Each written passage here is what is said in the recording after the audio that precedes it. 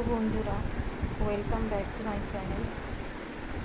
তো আজকে আমি ভিডিওটা বানাচ্ছি শুধুমাত্র এইটুকু বলার জন্য যে আরজি করে যেই ঘটনাটা হয়েছে সেটা তো আমরা কম বেশি এখন সবাই জেনে গেছি, কিন্তু যে ঘটনাটা ঘটেছে সেটি খুবই নিন্দনীয় ঘটনা। মানে একটা মেয়ে তার কাজের জায়গাতে সেফ নয়, তাহলে সে কোথায় সেফ?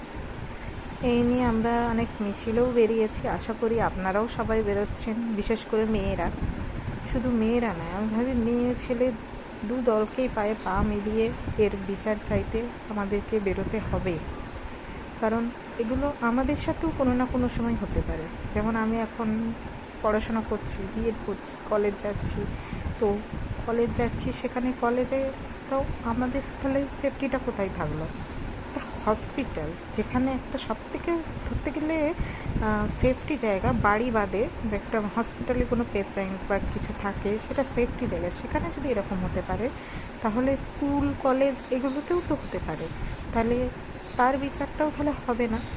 তাই বিচারে বিচার আমরা চাইছি, আর যারা দোষী তাদের যেন শাস্তি হয়। এখানে তো একজন দোষী না যেটা দেখানো হচ্ছে, এখানে অনেকজন মিলে একটা মেয়েকে এভাবে নৃশংসভাবে হত্যা করেছে। এটার বিরুদ্ধে অবশ্যই আমাদেরকে স্টেপ নিতে হবে, যদি সরকার স্টেপ না নেয়। আর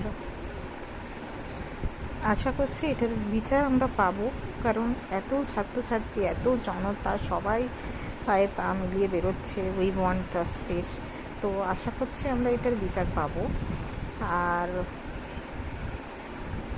যেটা বলছি, ওই ট্রেনি ডক্টরের ছবিটা দিয়ে এইভাবে তার নাম বলে যে যারা ভিডিও বানাচ্ছে তাদেরকে আমি অনুরোধ করব যে ওনার ছবি বা ওনার নাম এভাবে ইউজ করবেন না, কারণ ওনার বাড়ি থেকে বারণ করা হচ্ছে। তাছাড়া এটা আমাদের নিয়মের বাইরে। ঠিক আছে বন্ধুরা, আজকে এতটুকুই। ভালো থাকবেন সবাই, সুস্থ থাকবেন, নিজের খেয়াল রাখবেন। বাই।